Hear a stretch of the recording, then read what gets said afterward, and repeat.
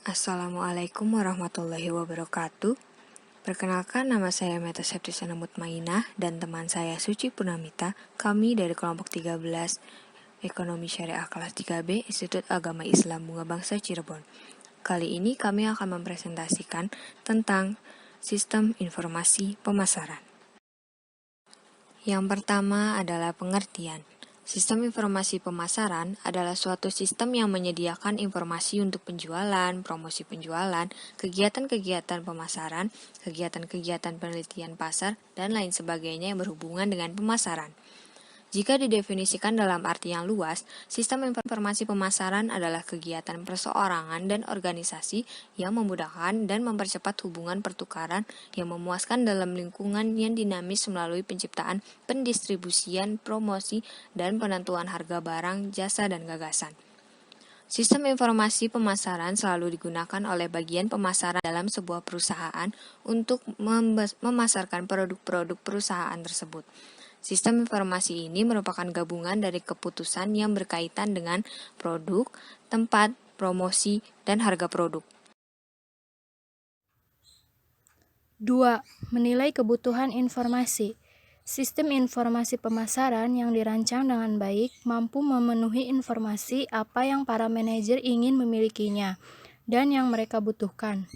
Dengan teknologi informasi yang paling mutakhir, kebanyakan perusahaan dapat menyediakan lebih banyak informasi dan informasi yang semakin lebih kompleks bila dibandingkan dengan secara realistik dapat digunakan oleh para manajer. 3. Mengembangkan informasi. Informasi yang dibutuhkan oleh manajer pemasaran dapat diperoleh dari catatan internal perusahaan, pengetahuan pemasaran, dan riset pemasaran. Sistem analisis informasi kemudian memproses informasi ini untuk membuatnya lebih bermanfaat bagi manajer. Yang pertama ada catatan internal. Kebanyakan manajer pemasaran menggunakan catatan dan laporan internal secara teratur, terutama untuk mengambil keputusan perencanaan, implementasi, dan pengendalian tugas sehari-hari. Yang kedua ada pengetahuan pemasaran. Pengetahuan pemasaran adalah informasi sehari-hari mengenai perkembangan di lingkungan pemasaran yang membantu manajer menyiapkan dan menyesuaikan rencana pemasaran. Yang ketiga adalah riset pemasaran. Riset pemasaran sebagai fungsi yang menghubungkan pemasar dan konsumen, pelanggan, dan publik lewat informasi. Informasi itu dipergunakan untuk mengetahui dan menentukan peluang serta masalah pemasaran untuk menghasilkan mempertajam dan mengevaluasi tindakan pemasaran untuk memantau kinerja pemasaran dan memperbaiki pemahaman mengenai proses pemasaran. Yang keempat, analisis informasi. Informasi yang dikumpulkan oleh sistem pengetahuan pemasaran dan riset pemasaran seringkali perlu dianalisis lebih lanjut dan kadang-kadang manajer memerlukan bantuan lebih lanjut untuk menerapkan informasi tadi pada masalah dan keputusan pemasaran. Analisis informasi mungkin juga mencakup koleksi model matematika yang akan membantu pemasar mengambil keputusan lebih baik. 4. Mendistribusikan informasi. Sistem informasi pemasaran bermula dan berakhir dengan penggunaan informasi. Mula-mula, sistem informasi pemasaran berinteraksi dengan manajer pemasaran untuk menilai informasi yang mereka butuhkan. Kemudian, sistem informasi pemasaran mengembangkan informasi yang dibutuhkan itu dari catatan-catatan intern perusahaan-perusahaan, kegiatan-kegiatan intelijen pemasaran, serta proses riset pemasaran. 5. Komponen sistem informasi pemasaran. Sistem informasi pemasaran mempunyai komponen yang sama dengan sistem informasi secara umum, yaitu komponen-komponen input, model, output, basis data, teknologi, dan kontrol. Perbedaan komponen-komponen ini antar sistem-sistem informasi lainnya adalah konteks letak dari sistem informasinya.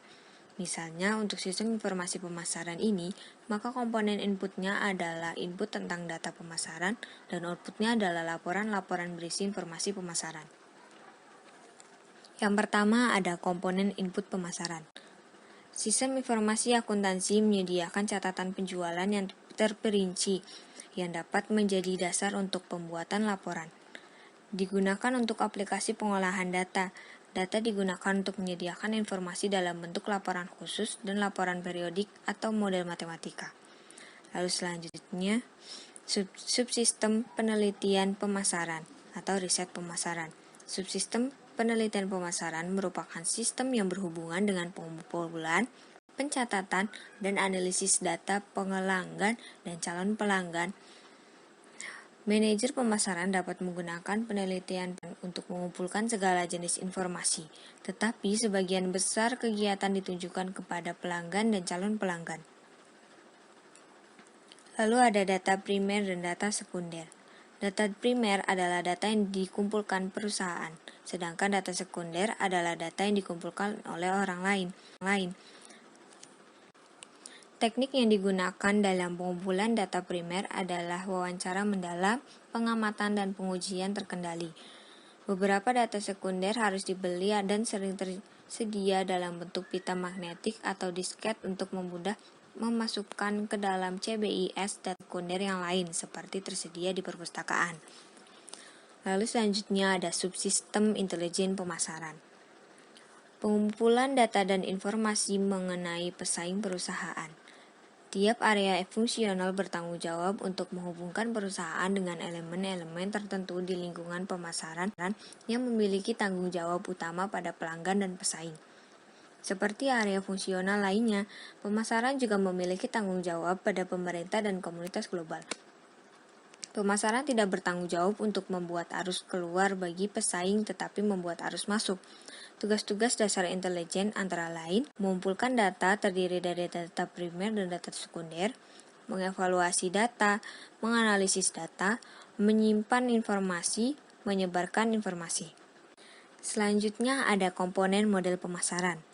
Model digunakan untuk menghasilkan informasi yang relevan yang sesuai dengan kebutuhan pemakai sistemnya. Model merupakan cetakan yang merubah bentuk input menjadi output. Model di sistem informasi pemasaran banyak digunakan untuk menghasilkan laporan keperluan anggaran operasi, strategi penentuan harga produk, evaluasi produk baru, pemilihan lokasi fasilitas, evaluasi penghapusan produk lama, penunjukan salesman, penentuan rute pengiriman yang paling optimal, pemilihan media iklan yang paling efektif, dan untuk persetujuan kredit. Yang terakhir ada komponen basis data pemasaran. Data yang digunakan oleh subsistem output berasal dari database.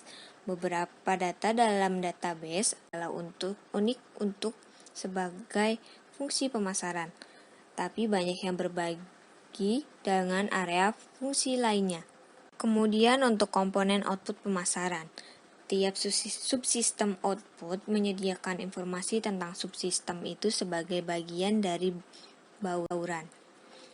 Subsistem produk menyediakan informasi tentang produk perusahaan. Subsistem promosi menyediakan informasi tentang kegiatan periklanan perusahaan dan penjualan langsung. Subsistem harga membantu manajer untuk membuat keputusan harga. 6. Evolusi konsep sistem informasi pemasaran.